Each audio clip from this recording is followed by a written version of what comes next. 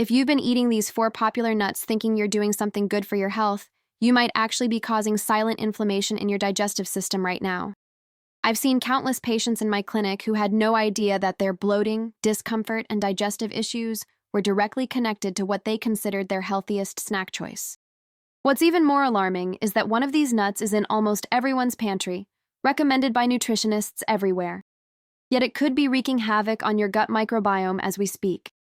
My name is Dr. Helen Brooks, and I'm a gastroenterologist with over 15 years of clinical experience specializing in digestive health and functional gut disorders. Throughout my career, I've worked with thousands of patients struggling with unexplained digestive symptoms. And time again, I've discovered that certain foods we consider healthy can actually be contributing to chronic gut problems. Today, I'm going to share with you the 4 nuts that might be causing more harm than good to your digestive system, and trust me, some of these will surprise you. Before we dive in, if you haven't subscribed yet, I strongly recommend hitting that subscribe button and turning on notifications so you never miss another health tip made, especially for you. If you find this video helpful, please leave your questions and video suggestions in the comments below. I read every single one, and it helps me create more content to help people just like you. Also, if this information resonates with you, hit that like button so more people can discover this important message about gut health. Let me start by telling you about a patient I'll never forget. Mr. James, a 68-year-old retired teacher, came to my office absolutely exhausted and frustrated. For nearly 2 years, he'd been dealing with severe bloating, unpredictable bowel movements, and constant abdominal discomfort that was affecting his quality of life. He told me with tears in his eyes that he couldn't even enjoy having dinner with his grandchildren anymore because he never knew when his symptoms would flare up. He'd been to multiple doctors, tried elimination diets, taken probiotics, and nothing seemed to work. What struck me most was when he said he'd actually increased his nut consumption because he'd read they were good for heart health and inflammation.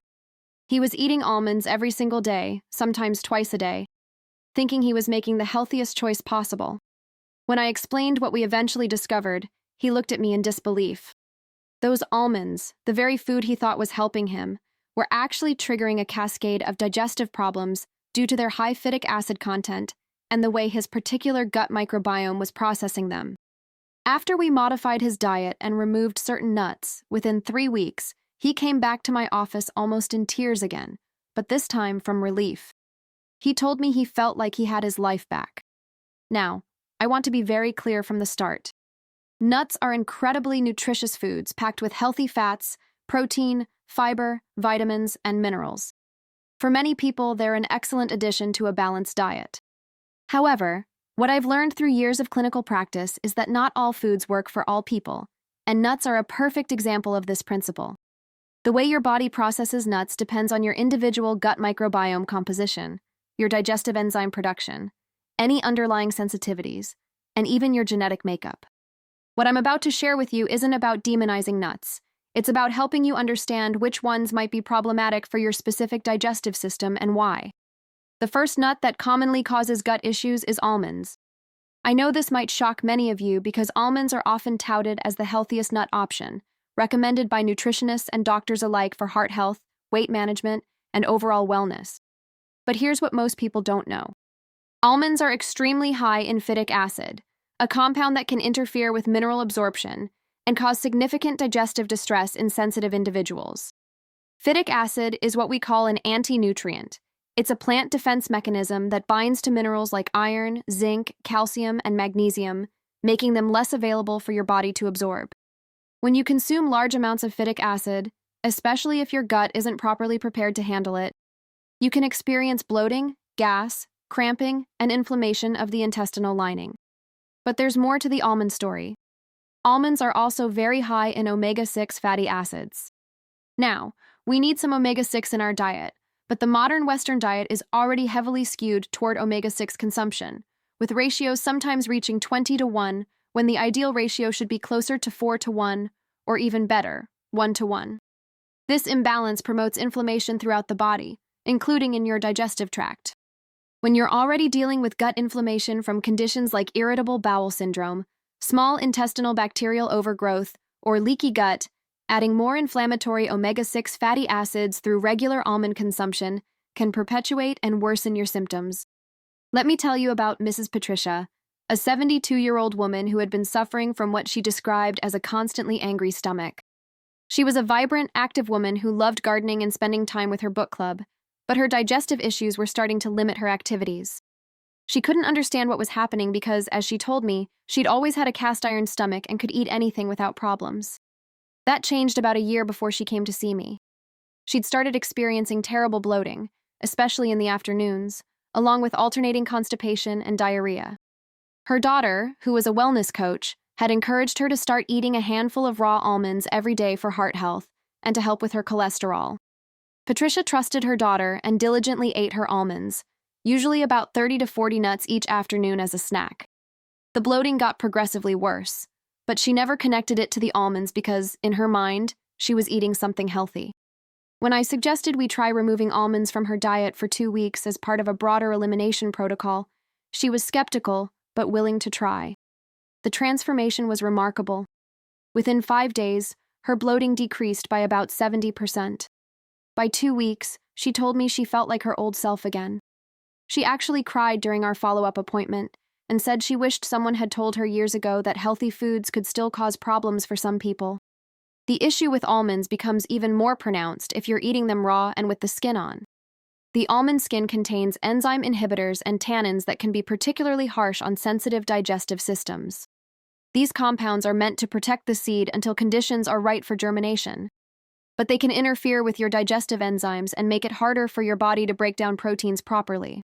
Some of my patients do fine with blanched almonds or almond butter, where much of the skin has been removed, but react terribly to raw almonds with skins. It's all about understanding how your unique body responds. If you're still watching and finding this information valuable, comment 1 below to show me you're following along.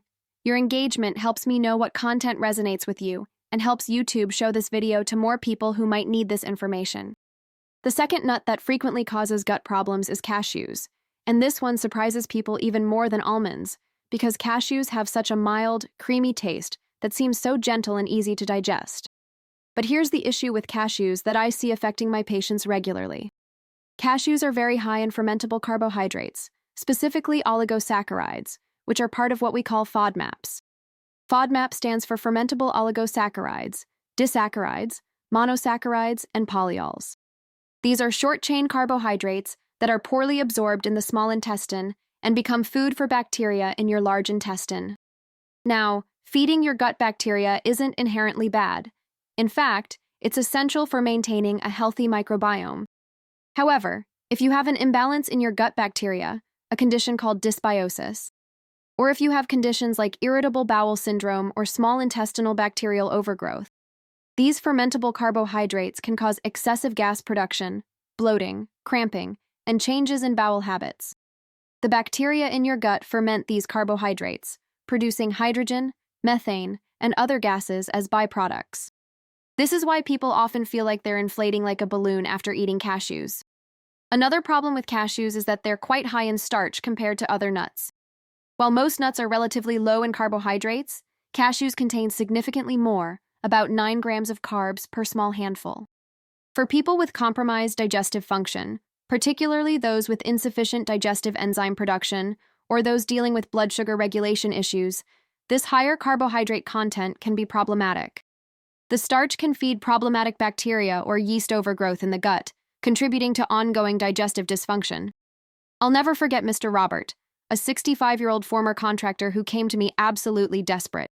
He'd been dealing with such severe bloating and gas that he was embarrassed to leave his house. He told me, with obvious discomfort, that his symptoms were so bad he'd stopped going to his weekly poker night with friends he'd known for 40 years.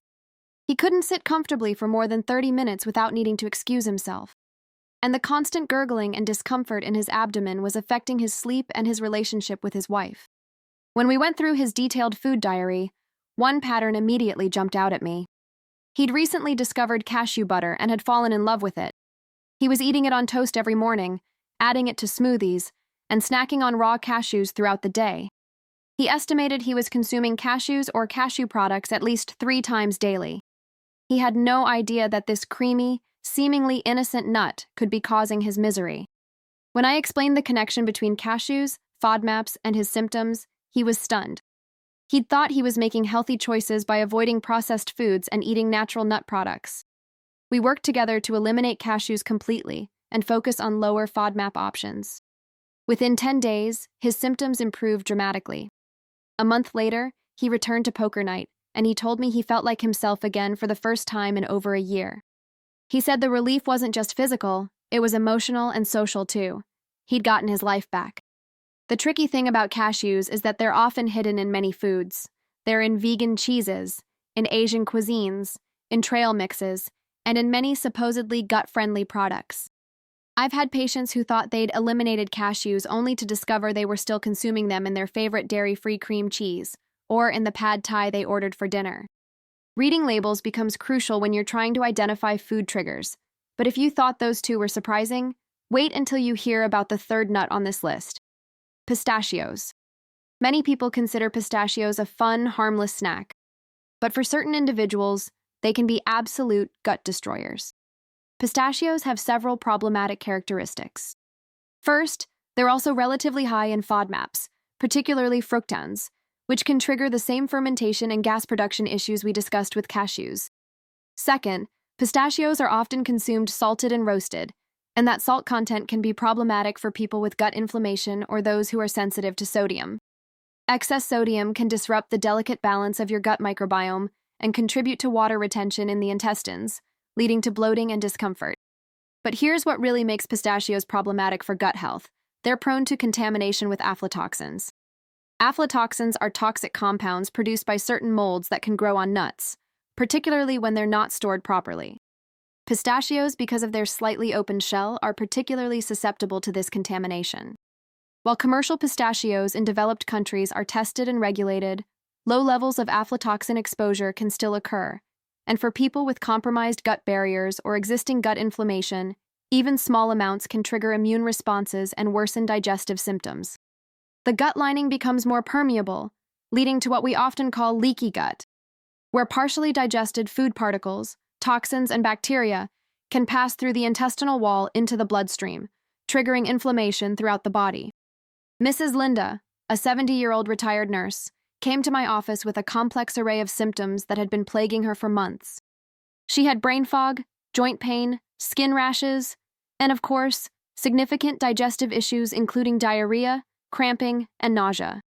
She was frustrated because she'd been eating healthier than ever, focusing on whole foods, avoiding processed items, and exercising regularly. She couldn't understand why she felt worse instead of better. During our detailed consultation, she mentioned that she'd started buying large bags of pistachios from a warehouse store because they were economical, and she'd read they were good for heart health. She was eating about a cup of pistachios nearly every day, usually while watching television in the evening. When I suggested that pistachios might be contributing to her issues and explained the connection between nuts, gut health, and inflammation, she was shocked. She'd been a nurse for over 30 years and had never heard about this connection.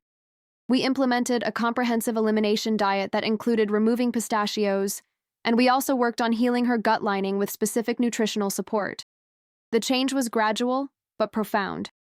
Within 2 months, her brain fog lifted, her joint pain decreased significantly, her skin cleared up, and her digestive symptoms became manageable for the first time in a year. When she came back for her 3-month follow-up, she told me she'd tried eating just 5 pistachios one evening to test her reaction, and within hours, she had cramping and loose stools. That was all the confirmation she needed. Her body had been trying to tell her something all along. She just hadn't known how to listen. The pistachio problem is often dose-dependent. Some people can handle a few pistachios here and there without issues, but eating them regularly or in larger quantities tips them over the edge into symptom territory.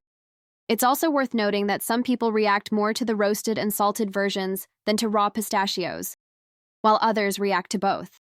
Individual variation is enormous when it comes to food sensitivities and gut reactions. Are you learning something new today? If this information is eye-opening for you, drop a comment below sharing your experience with nuts and digestion. I love hearing from you, and your stories help others realize they're not alone in their struggles. Now, the 4th nut that can seriously mess with your gut might be the most controversial one I'm going to mention today, and that's peanuts. Now, I know what you're thinking. Peanuts aren't actually nuts. They're legumes. You're absolutely right. botanically speaking. But most people think of them as nuts. They're used like nuts, and they cause similar problems to tree nuts. So I'm including them in this discussion because they're so commonly consumed and so frequently problematic. Peanuts are one of the most common food allergens, and while true peanut allergy is well known and can be life-threatening, what many people don't realize is that peanut sensitivity, which is different from an allergy, is extremely common and often goes undiagnosed.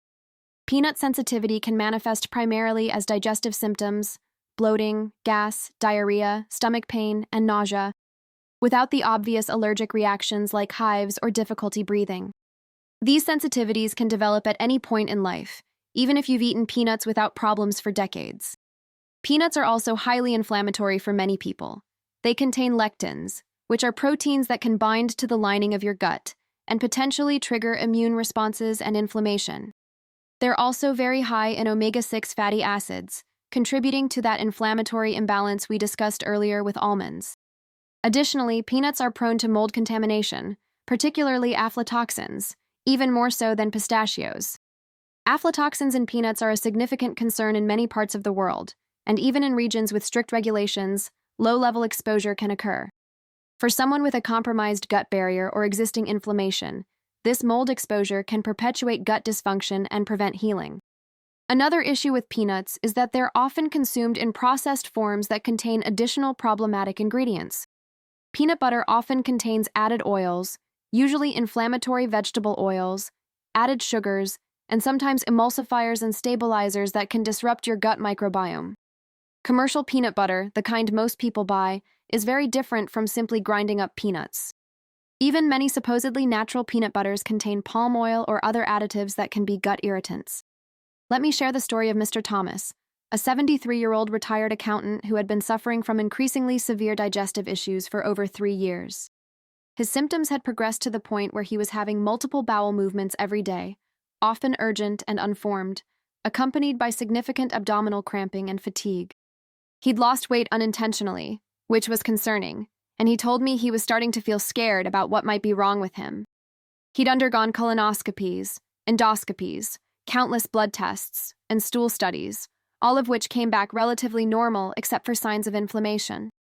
His doctors had labeled it as irritable bowel syndrome and told him to manage stress and try probiotics, but nothing was helping. During our consultation, I spent a lot of time going through not just what he was eating, but how much and how often.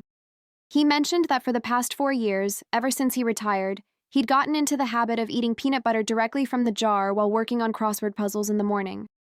He estimated he was eating several tablespoons every single day, and he'd also snack on peanuts throughout the day. He'd grown up on peanut butter, it was comfort food for him, and he'd never suspected it could be causing problems. When I suggested we eliminate peanuts and peanut butter completely for a month, he looked at me like I was asking him to give up a limb, but he was desperate enough to try. The first 2 weeks were difficult for him, not physically, but emotionally, because peanut butter had been such a source of comfort. But then, something remarkable happened. His bowel movements started to normalize, the urgency decreased, the cramping subsided. By week 3, he called my office almost in disbelief to report that he'd had normal formed bowel movements for 5 days in a row, something he hadn't experienced in years. When he came back for his follow-up, he'd gained back some of the weight he'd lost, his color looked better, and he told me he felt like he'd been given a new lease on life. He said he couldn't believe that something he'd been eating his entire life, something he considered a staple food, had been slowly destroying his gut health. We later did a controlled challenge where he ate peanut butter again, and within 24 hours, his symptoms returned with a vengeance. He never touched peanuts again. The peanut problem is complicated by the fact that peanuts are ubiquitous in our food supply. They're in Asian foods, in baked goods, in protein bars, in sauces, and even in some unexpected places like chili and certain seasonings. For people who are truly sensitive, even trace amounts can trigger symptoms, making it challenging to completely eliminate them without being extremely vigilant about reading labels and asking questions at restaurants. Now, if any of this is resonating with you, if you're starting to connect dots between your own symptoms and your nut consumption, I want you to understand something important. This doesn't mean you can never eat nuts again.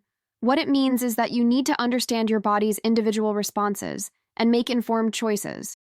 Some people need to eliminate these problematic nuts permanently, while others find that they can reintroduce them in small amounts after a period of gut healing.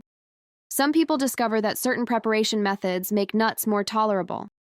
For instance, soaking and sprouting nuts can reduce phytic acid content and make them easier to digest. Choosing raw over roasted can help some people, while others do better with roasted. Eating nuts with other foods rather than on an empty stomach can slow digestion and reduce symptoms for some individuals. Let me be very clear about something else. If you're experiencing persistent digestive symptoms, unexplained abdominal pain, significant changes in your bowel habits, unintentional weight loss, blood in your stool, or any other concerning symptoms, you absolutely must see a healthcare provider for proper evaluation. While food sensitivities are common and often overlooked, there are also serious conditions that can cause similar symptoms and need to be ruled out. Never self-diagnose or ignore persistent symptoms. What I want you to take away from this video is that healthy foods aren't universally healthy for everyone. Your gut is unique, influenced by your genetics, your microbiome composition, your history of antibiotic use, your stress levels, your sleep quality, and countless other factors. What works beautifully for one person can be problematic for another, and that's completely normal. The key is learning to listen to your body, tracking your symptoms, and being willing to experiment with eliminating and reintroducing foods to identify your personal triggers. If you suspect nuts might be contributing to your gut issues, I recommend working with a healthcare provider or registered dietitian who specializes in digestive health to do a proper elimination diet. This typically involves removing suspected trigger foods for at least 3 to 4 weeks, allowing your gut to calm down and heal, and then systematically reintroducing foods one at a time while carefully monitoring your symptoms. This process gives you valuable information about what your body can and cannot handle. During the elimination phase, you might wonder what you can eat instead of these nuts. There are options that tend to be better tolerated by people with sensitive guts. Macadamia nuts are often well tolerated because they're low in omega-6 fatty acids and lower in phytic acid. Pecans can be a good option for some people. Small amounts of walnuts, despite being high in omega-6, are also high in omega-3 fatty acids, which can help balance inflammation. Seeds like pumpkin seeds and sunflower seeds are alternatives that some people tolerate better than nuts, though they can still be problematic for certain individuals. The key is personalization and experimentation under proper guidance. I also want to emphasize the importance of gut healing alongside eliminating trigger foods. Removing problematic foods is crucial, but you also need to actively support your gut's healing process. This means focusing on nutrient-dense, anti-inflammatory foods like leafy greens, colorful vegetables, quality proteins, and healthy fats from sources like olive oil and fatty fish. It means managing stress, which has a profound impact on gut function through the gut-brain axis. It means prioritizing sleep, staying hydrated, and possibly working with a practitioner to support your gut lining with specific nutrients like L-glutamine, zinc, and omega-3 fatty acids. Probiotics and prebiotics might be helpful for some people, though they need to be chosen carefully based on individual needs. I've seen so many patients transform their health by identifying and removing their personal trigger foods. The relief they experience isn't just physical, it's emotional and psychological too. When you've been suffering with mysterious symptoms that doctors can't fully explain, when you feel like your body has betrayed you, when you're afraid to eat or go out socially because you never know when symptoms will strike, finding answers is profoundly liberating. It gives you back a sense of control and hope. Remember Mr. James, the retired teacher I mentioned at the beginning who was struggling with almonds? 6 months after modifying his diet, he sent me a photo of himself at his granddaughter's birthday party, surrounded by family, with the biggest smile on his face. He wrote that he'd been able to enjoy a full meal with his family without any issues, something he hadn't been able to do in years. That's what identifying and addressing food triggers can do. It can give you your life back. So here's what I want you to do moving forward. First, start paying attention to your body's signals. Keep a food and symptom journal for at least 2 weeks, noting everything you eat and any symptoms you experience, including when they occur. Look for patterns. Do you notice bloating after eating almonds? Do you have digestive issues on days when you eat peanut butter? Does your stomach hurt after enjoying pistachios? These patterns can give you valuable clues. Second, consider doing a structured elimination diet under professional guidance to identify your specific triggers. Third, focus on healing your gut through nutrition, stress management, sleep, and appropriate supplementation if needed. And fourth, be patient with yourself. Healing takes time, and there will be ups and downs along the way. Your gut health affects everything: your energy levels, your mood, your immune function, your skin, your brain function, and your overall quality of life. Taking the time to understand what foods work for your unique body is one of the most valuable investments you can make in your health. Don't dismiss digestive symptoms as just something you have to live with. You deserve to feel good, to eat without fear, and to live without constant discomfort. If you found this video helpful, please hit that like button so more people can discover this information. Share it with friends or family members who might be struggling with similar issues. And don't forget to subscribe and turn on notifications so you never miss future videos where I'll continue sharing practical, science-based information to help you optimize your health.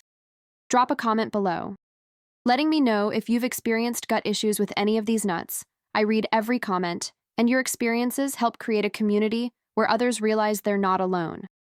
Remember, I'm not telling you to never eat these nuts again. What I'm encouraging you to do is become curious about your body's responses, be willing to experiment, and prioritize your gut health. Some of you watching this might realize that these nuts are perfect for you and cause no issues whatsoever, and that's wonderful. Others might have a light bulb moment where suddenly years of unexplained symptoms start making sense. Both outcomes are valuable. Finally, and I cannot stress this enough, always consult with your healthcare provider before making significant dietary changes, especially if you have existing health conditions or are taking medications. The information I've shared today is educational and based on my clinical experience, but it's not a substitute for personalized medical advice from a doctor who knows your individual health history and circumstances. Take care of your gut, listen to your body, and remember that small changes can lead to profound improvements in how you feel every single day. Your health is worth the effort, and you have more control over it than you might think.